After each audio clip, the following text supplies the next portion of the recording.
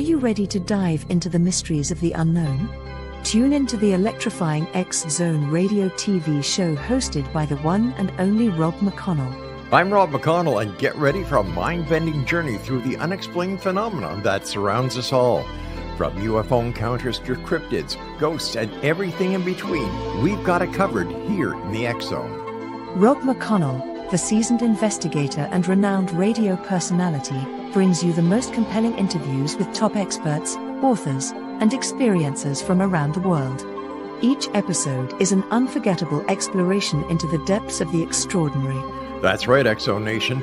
Join me every week as we open the door to the supernatural and explore the strange and amazing stories that will leave you questioning everything you thought you knew. And it's not just radio anymore. With our groundbreaking TV show, you can now witness the sessions unfold right before your eyes. From chilling reenactments to captivating visuals, prepare yourself for a multimedia experience like never before. With a legacy spanning over 2 decades, the X Zone Radio and TV show with yours truly, Rob McConnell, is your ultimate source for mind-blowing entertainment and thought-provoking discussions. Join our growing community of truth seekers as we continue to unlock the world's mysteries.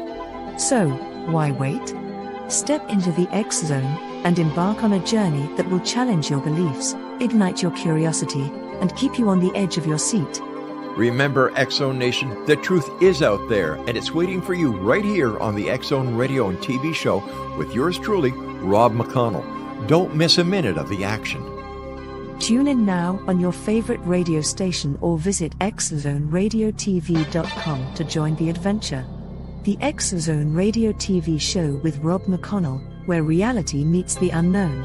The X Zone Radio TV show, unraveling the secrets of the universe, one episode at a time. For more information, visit www.xzoneradiotv.com.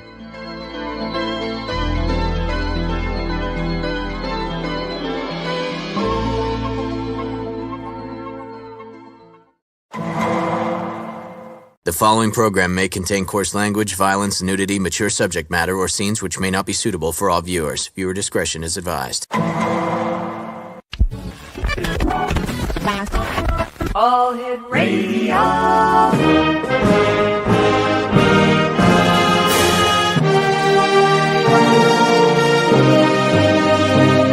Welcome to the X Zone, a place where fact is fiction and fiction is reality.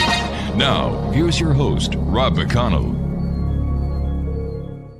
And welcome to the X Zone, everyone. I am Rob McConnell, and for the next 4 hours, I'm your host and your guide as together we will cross the time-space continuum to this place that I call the X Zone. It's a place where people dare to believe and dare to be heard. It's a place where fact is fiction and fiction is reality. And the X Zone comes to you Monday through Friday from 10 p.m. Eastern until 2 o'clock Eastern, right here on the X Zone Broadcast Network, Talkstar Radio Network, Mutual Broadcast Network, on Tuber, and streamed around the world on your hometown radio, Classic 1220 CFAJ AM, from our studios here in St. Catharines, Ontario, Canada. If you'd like to send me an email, it's very simple, xzone@xzoneradiotv.com, and on all social media sites, X Zone Radio TV. Tonight on the X Zone, we welcome a woman whose life work is rooted in compassion, spirituality, unity, and transformational leadership.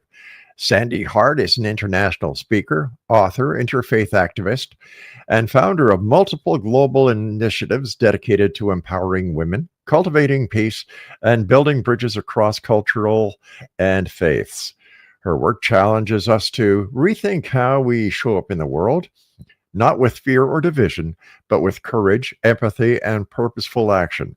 Her website is sandehart.com, and that's SANDEHART.com. And tonight, Sandy joins us to share her journey, her insights, and her bold vision for a more compassionate humanity. Joining me now is SANDE HART. And Sandy, welcome back to the X Zone. Always great seeing you, my friend. I love being here. Thank you. And it's a privilege to be back. Sandy, for the listeners who may not have met you before, either on our radio show or now on our TV radio show, how do you describe the work that you do in the world of today? the work that I've always really been doing has really been to advance new solutions to old problems. That requires us asking different questions. And the more I've done that, the more I've realized the critical importance, the clarion call, especially right now, for women to recognize our archetypal blueprint of who we are as women. When we remember that life comes through us, we are, nature embodied as the human body. We begin to step into a role of responsibility without blaming, without shaming, without victimizing. All right. And so what we identify that as at the Global Women's Village, which is the body of my work, is in the Global Women's Village, is that we perpetuate this concept of a woman who futures a new paradigm. Why do you think throughout history, women have always received, if you'll excuse the expression, a bum deal? Well, there's a lot of evidence to why that is. You can go back to the invention of the alphabet, where prior to this era, women were perceived as that relationship with nature. We were honored through architectural digs, even 120 years ago, were unearthed massive communities, and they all worshipped goddess. There are goddess statues everywhere. And this is our early Mesopotamia, also found in South America as well. So we know that women and the embodied woman was seen as the giver of life and the holder of wisdom. And we have all kinds of evidence to that effect. But then comes the written word. And at this time, systems of domination had started to take hold, and men started taking the control now as the scribe. And in comes formalized religion. And now I've got these scribes who are transcribing what the king is telling them to write. So it's coming through the lens of this man, and here comes the power over paradigm. The system of domination begins, and it's written through the lens of men. And over time, historically, we can see the dismantling of the divine feminine, and that also means in men. Why do you think organizations like the church was so against women? Isn't it Mother Earth? Like you said, it's women that give birth to both the male and the female. Absolutely. I look at history in a very funny way then. It seems to me that whenever there has been a woman in power, the countries do a lot better. They're not war-torn, they're not war-ridden, but they advance socially, economically, and industrially. For example, the Queen of England, Mary Queen of Scots, Joan of Arc, my gosh, what's her name? Cleopatra. And the list goes on and on and on. You know, the Iron Maiden, the former Prime Minister of Britain, Margaret Thatcher. So why do you think men did what they did? Was it because they were afraid of losing what little power that they had? Because I know as a 21st century man that when my wife talks, it's usually something important, and I am always willing to listen, and I'm not afraid to say, you know what, you're right. Thank you. I didn't think of it that way. Or, so I don't understand why men have to be so chauvinistic when it comes to recognizing that your partner may be smarter than you and that you're part of a team, not a singular entity working on a relationship.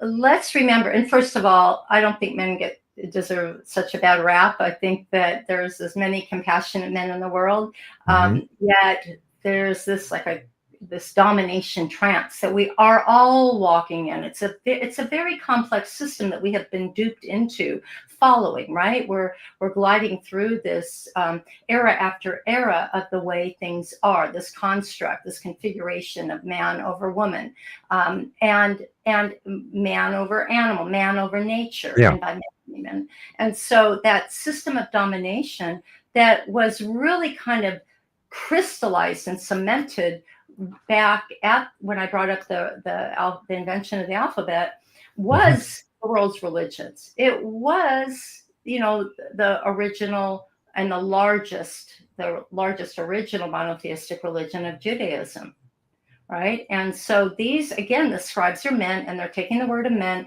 And yeah, there was this this kind of this overbalance of men finding their way in the world too. Now, why are we still having this conversation time and time again? Why do we keep recycling the same problems, looking a little different year after year? And let's just, not even throughout history, but the last 130 years since our suffragist grandmothers took to the streets. Why, and then our feminist mothers and grandmothers and aunts and my sisters, no more toys for the boys. What isn't sticking, and how is it in the United States here, dare I say, how fragile that is, how easy it is for that to roll back. I've been doing an awful lot of research over the last 2 years specifically on this, as well as paying attention to the patterns of women's leadership for 2 decades. Yet the last 2 years, what I've been doing is asking these questions, crowdsourcing them across 45, 50 different sectors, ages 13 to 94. I want to talk to everybody, say, why do you think this is? And the consensus is largely that women believe it too. We believe that there's something at this granular level that we bought into this too, right? Women will stay quiet in a room full of men generally. Women will say, I just have something to say. Not all women. There's many powerful women out there who are anchored in their confidence. Yes. Generally speaking, the critical mass of women who haven't stopped to even question the assumption of what they think of themselves will use words like I'm just this, I'm just a mom. And so we have our work to do. And to answer your first question, that's my work. That's where I focus my chisel, is right there, and really opening up that conversation and saying, why aren't we, solving this problem? Why isn't the resilience? Why are we still having this conversation? How come the Dobbs decision in the United States was rolled back? Women's autonomy and of course all these other fragile things we took for granted, like freedom of speech. Right. And so how is that also fragile? Because we haven't accepted our role as nurturers of this planet and one another because of that system of domination, because of that configuration of power over. Sandy, stand by. You and I have to take our very first break. X-Zone Nation, our guest this hour is Sande Hart. Her website, www.sandehart.com. And Sandy is SANDEHART.com. This is the X-Zone. I'm Rob McConnell, and we'll be back after the short break, so don't go away.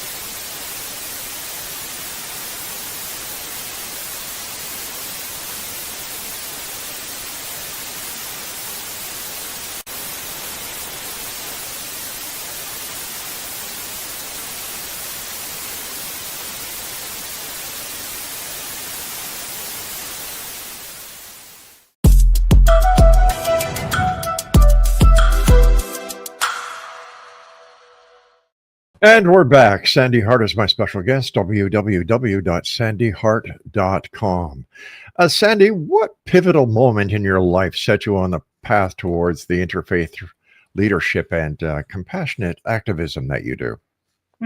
Thank you for asking that question, because it brings me back to the morning of 9/11. Oh my gosh, yeah. I'm laying in bed at 7:30 or 7 o'clock in California. I'm, just stirring to get my kids to school, my middle-aged kids to school, watch the television, see what everybody else is saying.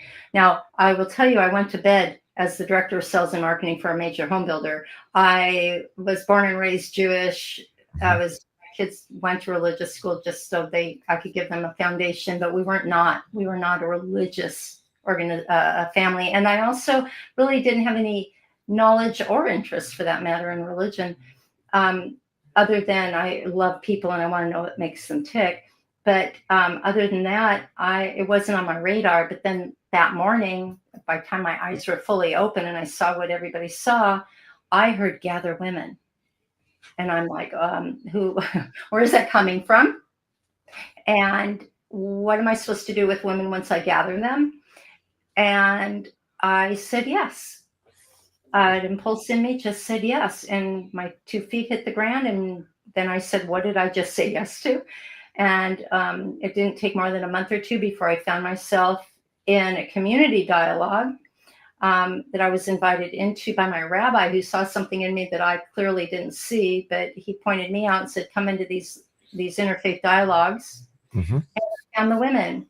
And we convened in my living room. We called ourselves Sarah, the Mother of All Nations. And we started talking. And we're like, how can we show up as the women in our community through our highest and our deepest value systems? That's what I was interested. So that morning was what woke me up. And then the whole trajectory of my life since then changed. I lasted 6 months in the corporate world. I was using different language. I was rubbed with all the this corporate lingo and corporate structure. I just shifted like that. My DNA literally rearranged. You emphasize the concept of compassion in action. What does that look like in everyday life? Well, first, understanding what compassion means. So you can have a vague understanding that compassion means, you're kind and considerate to somebody in need. There's actually a generally agreed upon understanding in the compassion industry, if you will, that the definition of compassion is the ability and the willingness to see the suffering in others and turn your gaze to them and have a desire or an impulse to do something about it. Now, that something about it is entirely up to you and your belief system. It might be to reach into your pocket and help them out. It might be to reach down and pull them up. It may be to go home and sit and pray for them. It's that moment between acknowledging the suffering and the desire to do something about it. There is where the compassion lies. And so compassionate action can take many different forms, but there's 3 of them. Help someone up, help someone out, sit down and pray for them. And there are 8 billion other ways of expressing compassionate action. So where or how does compassion differ from, let's say, empathy? Empathy is the definition of empathy is to really just feel sorry for somebody.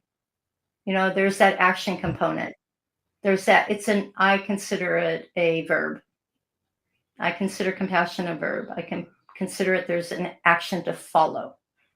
And even, the importance of compassion is so important because even Darwin, in Origins of Man and many of his journals, wrote that he didn't ever really say that or mean that that survival is of the fittest. And if he did, what he was referring to as fittest was the most compassionate and adaptable. That's what it means to be fit. So going back to our earlier conversation, rethinking where we are right now in this evolutionary time and the language we're using, compassion is to be fit. You're known for building bridges across cultures and faiths. Now, what have you learned about common threads connecting people when it comes to religion and faith? I'm sorry, what was the ask that question one more time? I didn't hear you. We had All a right. little Okay. You're known ET. for yeah, you're known for building bridges across cultures and faith. Now, what have you learned about the common threads connecting people in their faith and cultures? Yeah, at the core, we are all the same. The golden rule is a real thing. Do unto others as you'll have Mhm. done unto them, and we all believe it. Yet when we sit in the room together, and have a difficult conversation, we have a dialogue that is against your own personal belief system. To remember that in the moment, that is the difficult part. What I learned about convening and building bridges with people who are different from one another and pulling together the community, because that's what we did. We pulled together Muslims and Jews during the midst of the Lebanon-Israeli conflict. We pulled together all these different faith traditions whenever there was strife in their community. And we did an awful lot with the Muslim community to give them space to share, the truth of their religion and that it was hijacked. And so what I discovered the key is to preface this with rules of engagement, with circle principles of listen for understanding. If you notice you're being triggered, stop and ask yourself why. Ask questions, not judgments. And also, this is my favorite, and I learned this myself, is if you're sitting at a table and or there's any reconciliation process, I invite people to say, what is the greatest misconception of your tradition? So I'm going to be the one to lay it on the table, and then we can have a conversation about it. And that diffuses everybody. Yeah. Well, then, what are the biggest obstacles preventing communities, for example, from working together, in harmony? Why is there so much friction in communities when it seems that the answer to this is just very simple? Yeah, that's universal across any spectrum of any divisiveness, and it's fear. It's fear. I'm afraid if I learn about you, or I open my mind to you, or I consider what you're saying to me, I might lose my thought. I might buy into it. It might threaten my religion, because my religion is so deeply woven into my family, and there's safety in my family. And if I take my eye off of that, just glance over here, I'm threatening my family. I mean, this all runs really deep. So it's a lot of work. Yeah. Is it possible here in the year of 2025, we need to either have religions and religious philosophies keep up with the time, or has the time come when we need to say so long to religion? I think the fastest growing identity by a recent Pew study, and now this is in the United States, but I'm going to say it's probably accurate in West as well. And that is the fastest growing identity, according to religious research, is the none box, None. People we're losing our youth in droves to organized religion. They're moving more into the unity or Unitarian or interspiritual communities, because that makes sense to them, and there's a lot more freedom there. The rigid edges of religion definitely have been designed to keep us safe, give us blueprints, but along the way, it's creating lines in the sand, and that's never good. It's the same with nationalism. It's the same with any other man-made construct. But when we remember the essence of Christianity, the essence of Islam, the essence, when we can go down to that level, we'll all be fine. We won't need to we won't be using religion. We won't be manipulating faith. We won't be, and it's all for control. It really is a control mechanism, right? But if the construct was originally created by a deity, how can we humans change the desires or the design that the deity created? Okay, so this may trigger some. I believe we created a deity. We don't know what the deity is. We just feel like we have the really strong essence we know in our heart. That doesn't mean what I know in my heart is true for you. True. Yeah. And that when we can accept that, then we'll all get along. It'll just really lower the temperature on the planet right now. Literally, I'm sure too, in the vibration that's heightened right now. Yeah, I mean, we don't need that extra tension. Religion is designed to keep us safe, give us morals, a moral backbone, help us in times of difficulty, to know what to do when a loved one dies, and how to navigate difficult things, also celebrate beautiful things, right? But all of our ascended masters, all of our ascended masters focus on love. Love is the answer, and love is the miracle. Yeah. Sandy, stand by. You and I have to take our break at the bottom of the hour. X-Zone Nation, Sandy Hart is my special guest. www.sandehart.com. And if you'd like to listen to any of our past episodes of the X-Zone Radio TV show going back, I think there's about 15 or 20 years worth of archives at www.xzbn.net. And it doesn't cost anything. Really, you don't have to pay a membership. You don't have to give a credit card, nothing. You just go to xzbn.net. The X-Zone is there. Let me see. A Different Perspective with Kevin Randall is there. Mission Evolution with Gwildy Wiaka is there. All the shows that we produce here at Relmar are there with our compliments, and that's at www.xzbn.net. Sandy and I return on the other side of this break as we continue broadcasting from our studios in St. Catharines, Ontario, Canada, on the Talkstar Radio Network, Mutual Broadcast Network, Tuber, X-Zone Broadcast Network, and streamed around the world on your hometown radio, Classic 1220 CFAJ, streaming us at classic1220.ca. Don't go away.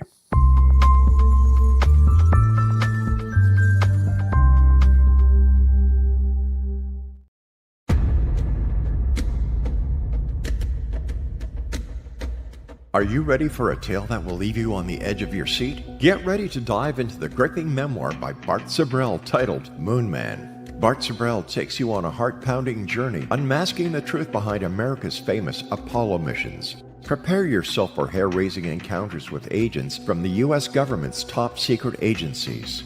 In Moon Man, Sibrel fearlessly reveals his real-life espionage adventures, shining a light on one of the CIA's best-kept secrets. Brace yourself for shocking revelations, including Sibrel's discovery of privately recorded audio exposing an Apollo astronaut's chilling plot, a plot orchestrated by the CIA. That's right. As Sibrel unveils this groundbreaking evidence, it becomes clear that there is much more to the Apollo missions than meets the eye. Could it be that we've been deceived all along? Moon Man is a gripping page-turner that challenges everything you thought you knew. It's a mind-bending journey into the unknown, where the line between truth and fiction becomes blurred. Don't miss this opportunity to uncover the secrets hidden for decades. Let your curiosity guide you as you join Bart Sibrel on his quest to find the truth. Moon Man, available now at Sibrel.com. That's Sibrel.com. Prepare to have your beliefs shaken to the very core.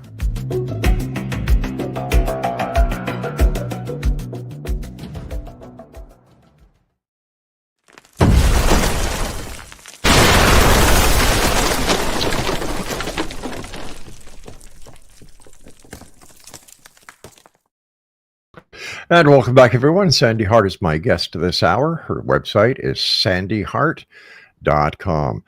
Sandy, how can individuals develop the courage to actually step up into leadership during these turbulent times? It must be hard, especially for those who question their ability to stand up and instead of say just, but I am.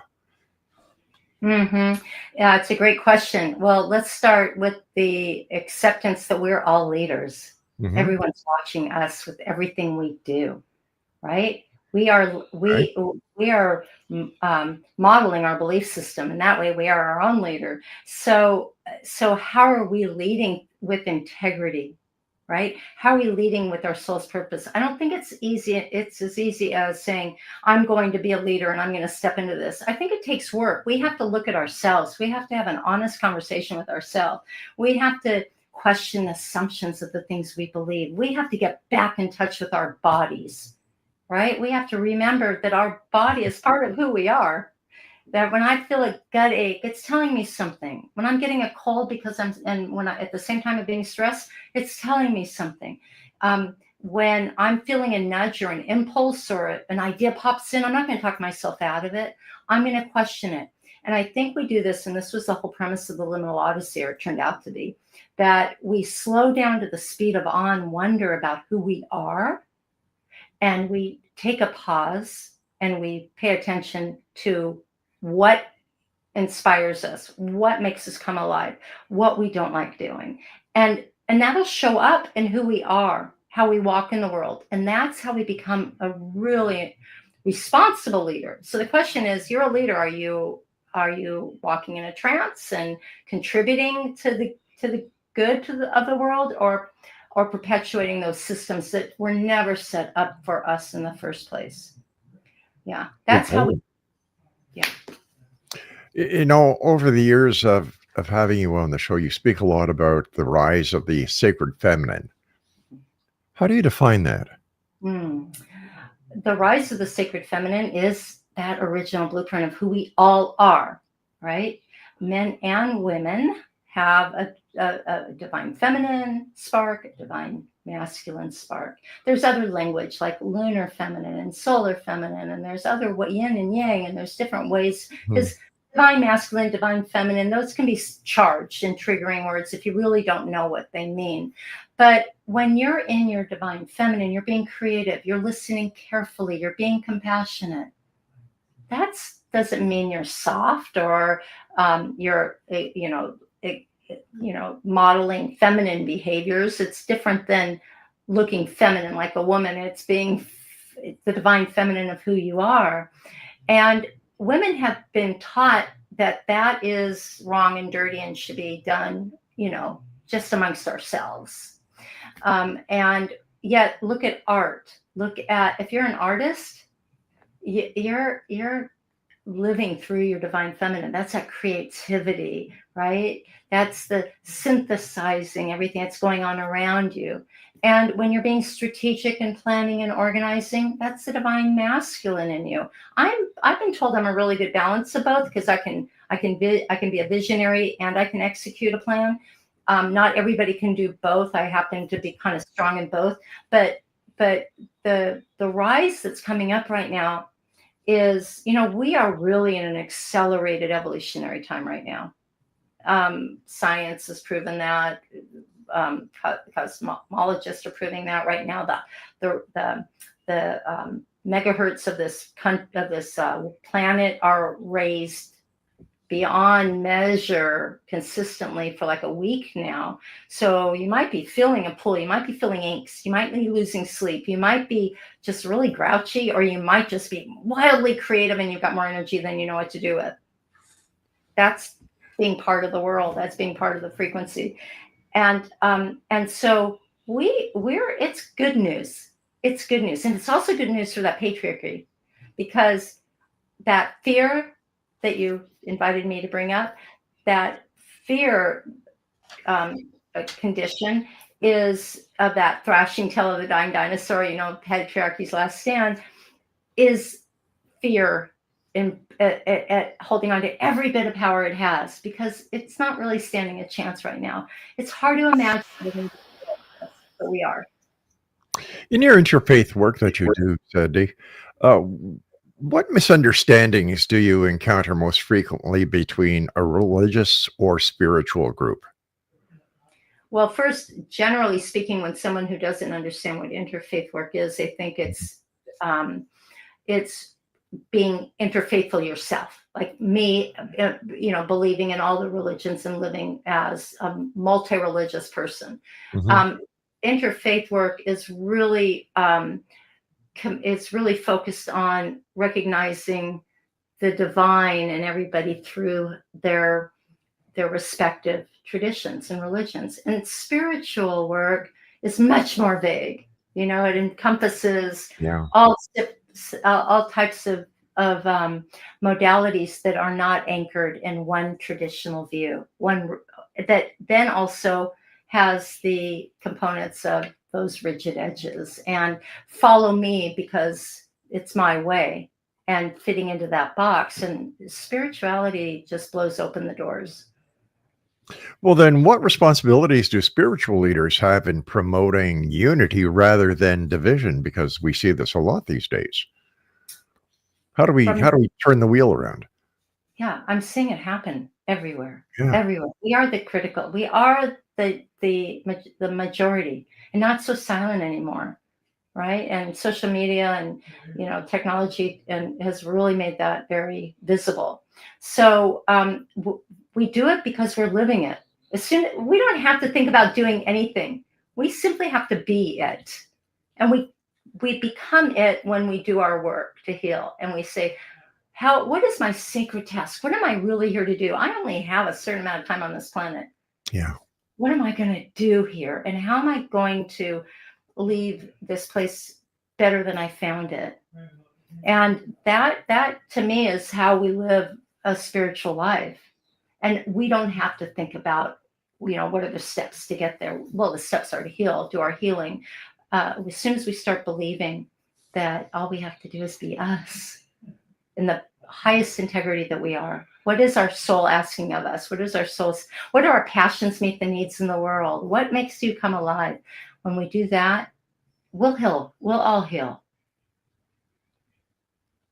It seems very easy. It seems very logical. And yet, why can't the majority of people look at it and say, ta-da, there's the answer. It's plain and simple. Is it because, Sandy, it could be too simple? Because if things are too simple, society thinks, oh, there's got to be a catch. Mm-hmm.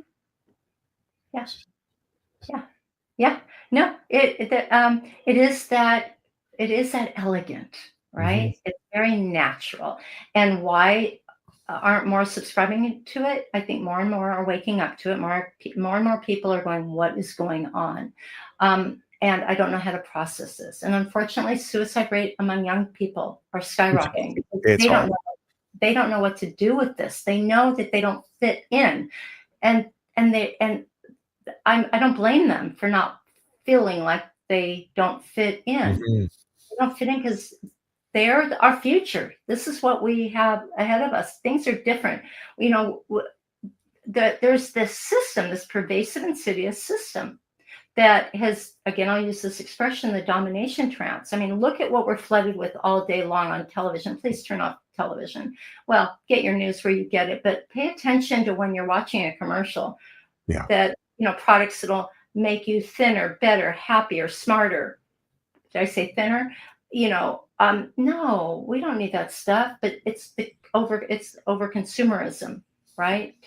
And it's the same as religion. Look up here, look at the unknown, the invisible entities telling you what to do when your heart and soul are telling you otherwise. If your heart and soul are telling you that's your answer, do that. But so many are waking up to this. Well, wait a minute. I've done the work. I am becoming aware of who I am. And that rub, that which our young don't know how to manage, but there's a lot of help out there for them now, but not enough, is to say, you're right. This world doesn't work for us. And that's what my work is. We're about not creating a new system, but dismantling the system that's there and futuring a new paradigm. And here's the thing. We don't know where we're going. We know we're on our way. I don't want to poison the water hole when I get there. So what am I? I got to do my work. We don't know what that new system is going to look like, but this isn't working. And that's why everything's falling apart. Sandy, stand by. We've got to take our final break for this hour. XR Nation Sandy Hart is our special guest.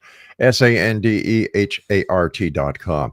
Before I go to break, I would just like to remind everyone that on Friday, November the 21st, we are having an Alien Invasion Day special here on the Exxon. Apparently, according to Dr. Avery Loeb at Harvard, This is when the 3i, this mystical, this unexplained intergalactic traveling piece of rock or spaceship, is going to be within the area of planet Earth.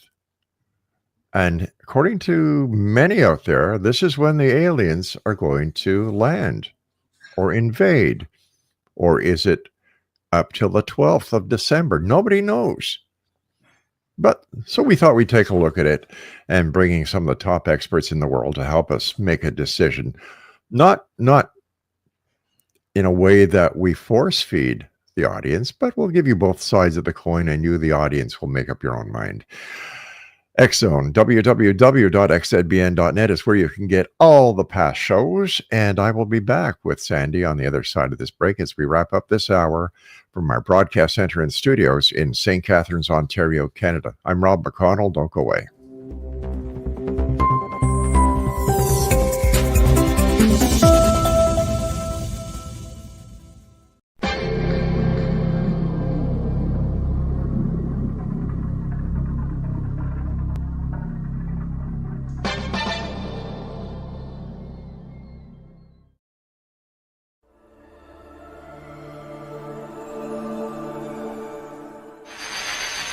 NASA has confirmed that they have evidence of life beyond Earth. This discovery is confirmed. Well, let's see, we've had visitors again. And probably worth mentioning. I filmed 16 minutes on March 5th, 1994, 16 minutes of broad daylight UFO activity. The other side, the spirit realm, is a parallel dimension which runs, which coexists with ours. And what spirits are doing is they're sending waves of frequency from that dimension to ours. The government instituted the truth embargo.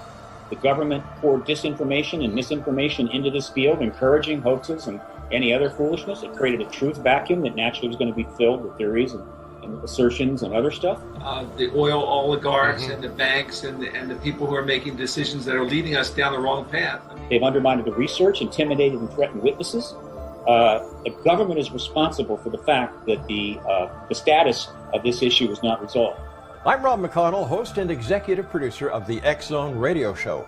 Now we are set to bring the amazing world of the paranormal and the science of parapsychology to broadcast TV and online video with the development of X-Zone TV.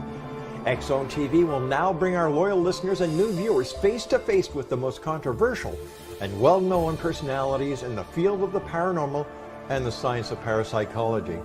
From scientists to theorists, astronauts to adventurers, celebrities, pundits, advocates, and naysayers, they'll all join our rapid-fire TV broadcast, interactive discussion, and debate. Interest in the paranormal and parapsychology has never been more intense, and it continues to grow. The truth is out there, so take a deep breath and join us as we step into the light. For more information about X-Zone TV, please contact me, Rob McConnell, directly at these coordinates, Rob McConnell at xzonetv.com.